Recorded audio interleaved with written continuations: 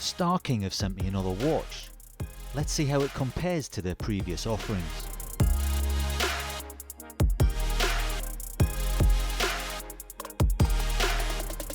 Hi and welcome to Last Watch.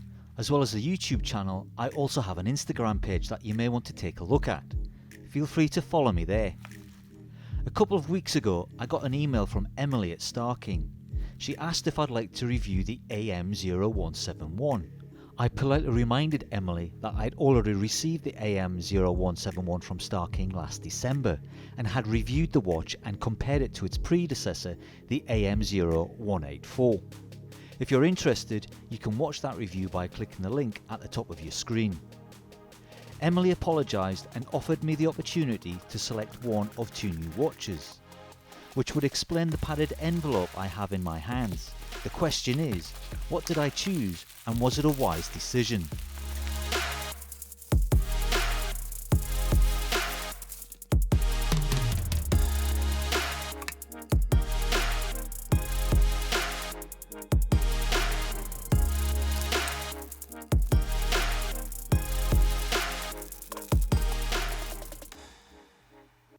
And here we have it. The Starking Men Mechanical Watch Miyota 8205 Movement Automatic Self-Wind Watches Waterproof Sapphire Wristwatch Gift, and excuse my pronunciation, Elogio Mascalino. At least that's how it's titled on the Starking Aliexpress website. It hardly rolls off the tongue, does it? And if you're interested, Elogio Mascalino is Portuguese for men's watch. I really think Starking should consider naming their collections with something more punchy rather than an overblown catch-all description. Maybe you can help them with that and add your suggestions in the comments below. In the interim, the model number should suffice. Let's get into the AM0151, starting with its dimensions.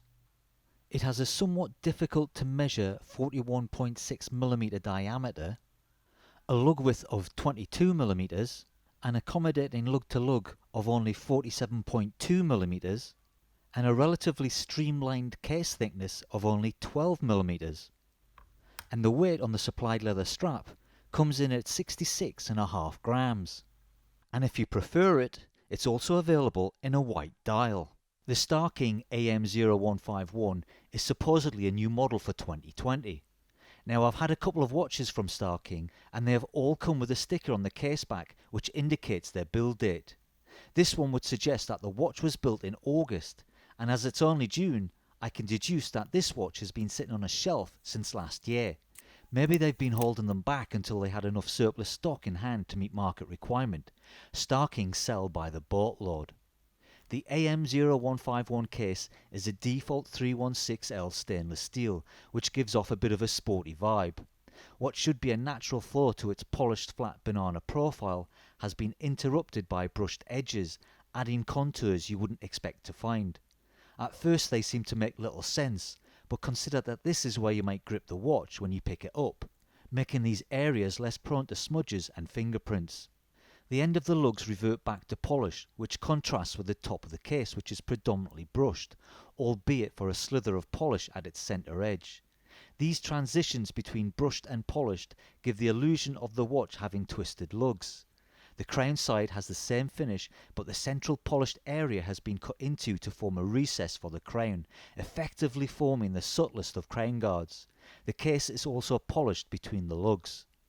The bezel is entirely polished and houses an ever so slightly raised flat sapphire crystal. Beneath this crystal is a matte black dial that is anything but dull.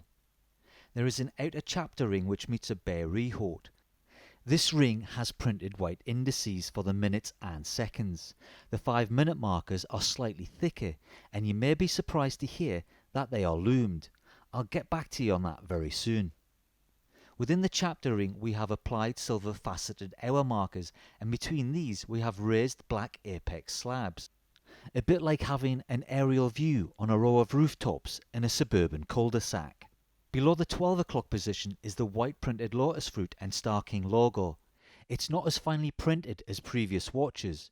It's bolder and looks a little overblown, especially compared to the two lines of text above the 6 o'clock position which read 21 joules automatic sapphire. There is a white frame date window at the 3 o'clock position, big enough to show both the day and date. I'm not a fan of date windows, but this is one that I can live with as it's reasonably legible. The date switches between 11 and midnight, and the day, depending on your chosen language, will flip between midnight and a little after 2 in the morning.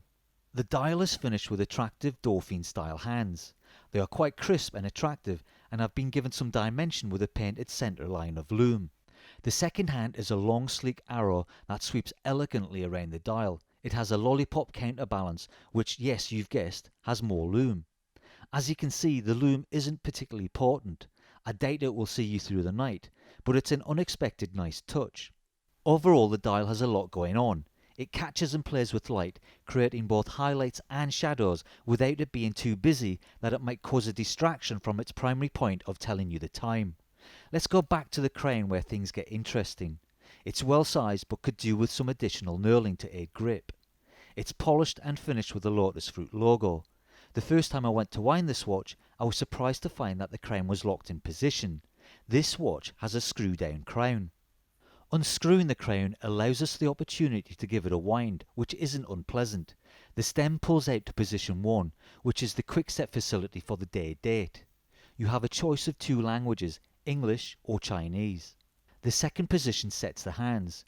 You will note that the movement does not hack. What the Lord giveth, he taketh away. In any case, 3 or 4 winds gets the second hand moving, so there's a 3-second countdown for an accurate-ish setting. Now this is where I'm a little confused. The AM0151 has a screw down crown, but is only rated to 3 atmospheres. The Aliexpress website is little use, as some of the listed specifications seem to be incorrect and misleading. They have its water resistance stated as both 5 bar and 30 meters. One of those statements is incorrect. The limited water resistance would suggest that this watch has either very poor gaskets and seals, or they just haven't gone to the expense of a proper test and are covering their butts. I suspect the latter, which is a shame because if this watch was waterproof to say 10 atmospheres, which it may well be, then that would be a pretty decent selling point. Moving on to the back of the watch, we have the almost compulsory screw-down display caseback, which reveals a gilt version of the Miyota 8205, a 3 Hz movement with a vibration frequency of 21,600 per hour, or a sweep of 6 beats per second. It has 21 joules with a stated power reserve of 42 hours and an accuracy deviation between -20 and +40 seconds per day. This particular watch is running at a fairly respectable +9 seconds per day. Around the circumference is confirmation that this watch is indeed rated with a 3 bar water resistance, has a sapphire crystal, an automatic movement and an all stainless steel construction. We also have the Starking brand name and the model number. The strap is a rather stiff black mock croc genuine leather, starting at 22mm between the lugs and tapering to 18mm at the quite ornate polished stainless steel buckle and tang. The buckle sports a Starking logo. The strap has 2 leather keepers and just about fits my 7-inch wrist, but if your wrist is much thicker than 8 inches or well under 7, you'll have to swap this out for something with a bit more flexibility. The Starking AM0151 is a striking watch, with a hint of the now defunct Seiko Saab 33. It's way more interesting to look at than previous offerings from the brand, and out of the 3 Starkings I now have in my collection, this would be my first, if not only choice for putting on my wrist. I think it might be time to say farewell to the other 2 and let my wife and daughter steal them away. The 151 is an automatic with reasonable but not astounding accuracy, sapphire crystal, loom, screw down crown and a display caseback, all with a 12-month warranty for less than £50 or $60. It might be a 42mm watch, but it wears more like a 40. Really, what's not to like? Well, some of the things I like are the things I don't like. The loom, albeit a nice touch, is pretty weak, and the 30-meter water resistance for a watch with a screw-down crown is confusing and a little disappointing. Why not lose the display caseback and put this watch through a proper water pressure test? This watch with a 100-meter water resistance would be a no-brainer, though I guess the price might increase accordingly. Then there's that intermittent brushed and polished profile. I suspect some may find it unnecessary and have preferred they stuck with either one or the other. I'm 3 watches in with Starking and I still feel they should separate the script on their logo and make it Starking. I'm not suggesting a total company rebrand, but it would be a quick fix on this dial and add some clarity to its pronunciation. Or am I just being pedantic? After all that, if you're interested in the 151, now might be a good time to pick one up. Hopefully, if you're a subscriber to the channel and have your notifications on, then you should be watching this review around the 15th of June, right in the middle of the Starking sale, which will give you somewhere between a $5 and $10 discount on this watch.